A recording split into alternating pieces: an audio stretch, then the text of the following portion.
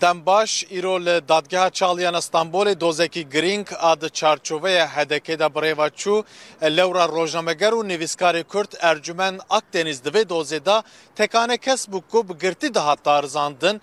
Doz dehu nîvan da dest pê kir li 26 dadgeha Cizayê Giran a Stanbolê dest pê kir hejmareke zêde kes jî vê dozê dişopandin û di encama dozê da jî şandeya dadgehê biryar da ku nivîskar û rojnamegerê Kurd Ercümen Akdeniz bê berdan biryara tehliyeye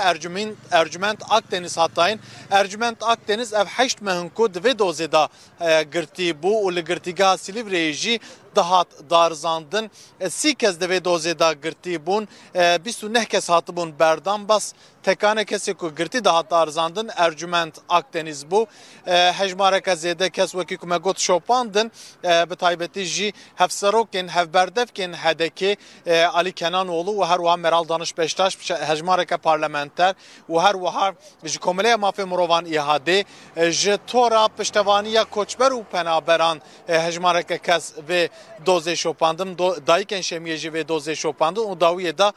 biryara berdana Ercüment Akdeniz hatayın. Niha li gel me jî koordinatora Tora piştevaniya koçber û penaberan Doktor Yıldız Önenheyî ku Ercüment Akdeniz'de heman demê da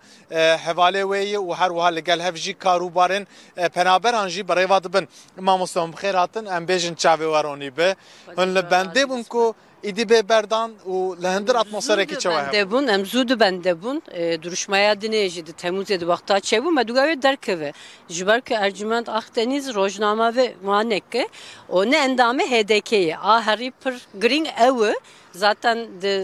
davê jî wî jî got ana ez nabêjim ki zaten HDK ne tiştekî baş HDK tiştekî baş xwezî ez endamekî wê jî bûma bes ez ne endamê HDK mi ez rojname ez endamê MHP mi partiyek dinê mi o vê partiye hek hûn dibêjin hani sûcek mi çêkiribe ez endamê MHP ez ê qebûl bikim bes hûn dibêjin tu endamê HDK'yî o HDK tiştekî terörist ne tiştekî terörist zaten ez zanim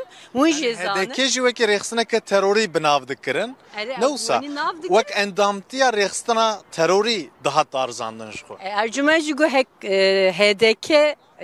cihekê terörist abi çawa serokê HDK Meral Danış tava Tayyip Erdoğan mehek bere li meclise behavrabın behavra de peyvin ve çağı ve jî bigirin ya jî HDK wek mujizanın ciheveli Taksimê heyil ve dere her tiştevi hey her ve dere tiştekî bikin yani aharî giring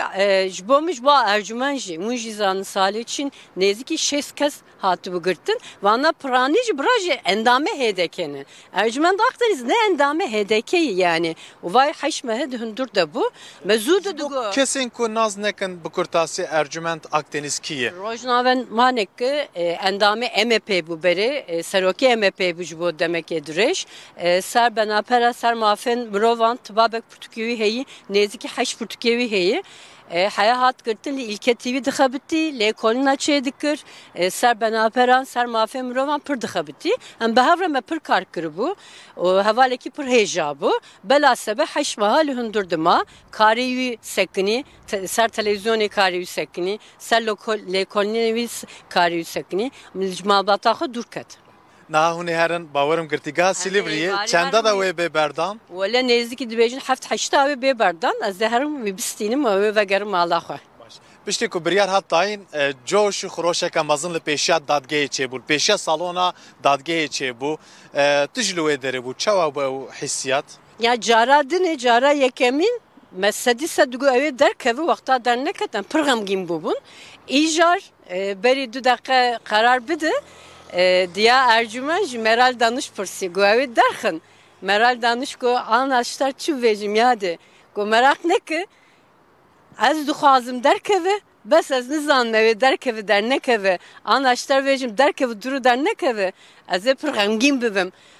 bes dîsa ez dibêjim bi ew ê derkeve û wele deqek dinê bir yani çîk hat ki ew ê derkeve yani tahliye bû ve ortaya yani berat ne bûye tahliye bûye dava ew dîsa dom bike ama qet tu nebe ew ji derve bi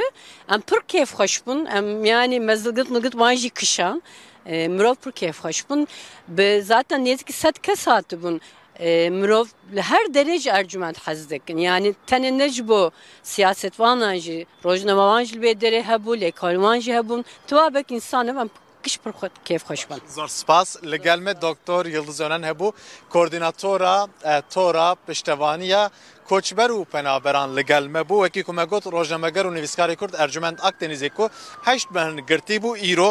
بە بریارە دادگێ هاتە بەردان ئەرجومەند ئاکدێنیز di 18 Sibatê da li dijî hedekê operasyoneke hatbû birêvebirin li 10 bajaran ku navend Stenbolê bû duê çarçoveya wê operasyonê da hatibû desteserkirin pişa jî 22 Sibatê hatibû girtin 3 kez di vê dozê da girtî bû tekane kesê girtî jî Ercüment Akdeniz mabû îro jî Ercüment Akdeniz hate berdan be hincet û îdaya endamtiya rêxistinê dihat tawanbarkirin wekî ku me got hevserokê hevberdevkên hedekê Alî Kenanoğlu her wiha Meral Danişbeştaş serokê Parlamenterê Dem Partî û endamê Komîsyona Çareseriyê Celal Fırat û her wiha Parlamenterê CHP Utku Çakır Özer Komîleya Mafê Mirovan û hejmareke zêde xizm û hezkiriyên Ercüment Akdeniz jî di dozê de amade bûn. Doza din a Ercüment Akdenizî ji bo dehê çileya 2026 hate paşxistin û her wiha Ercüment Akdeniz jî bi şertê kontrola edlî hate berdan ew jî ew ku bi qedexeya derketina derva yanî bawêke şertî hatiye berdan wê îro jî derdora 6 û 7 êvarê jî ji girtîgeha Silîvreyê derkeve û hezkiriyên wî jî wî wê pêşwazî bikin.